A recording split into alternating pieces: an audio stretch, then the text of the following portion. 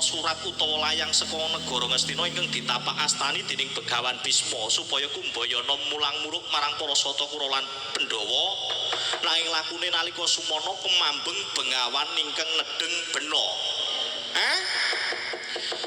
Lakune kumambeng Bengawan ingkang nedeng bena. Bena ki apa? Bena ki dhuwit. Bena kuwi banjir. Nah, banjir rasa sastra daki-daki banjir. Noleh ngiwa nengen sepi suwung tanana wong baita lelayaran banjur Kumbayana nibakake prasapa. Sapa wae yen lanang bakal diaku sedulur yen wadon bakal dipek bojo. Dumadakan ana jaran sembrani megar mongko wadon ana ing ngareping Sang Kumbayana.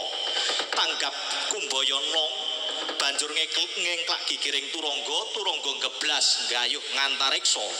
Sumusuping kabut miang Jaladara jroning kabut kang ana amung peteng jroning peteng kang ana amung lali. Jroning lali ilang antarane wong lanang karo wong wadon mula bisa nukulake jeneng Bambang Haswa Utama. Haswa kuwi Bubat Suta kuwi anak utama kuwi becik-becik kang anjalari ora liya dumadine saka sifat Bubat ya kuwi ora liya kejaba jaran. Mula Aswatama kenadyan anak pendhita ning patutane karo kuda. Wah, manus wae jajalan malah ngoncek uripe pendhita Dana ora minggat tenan.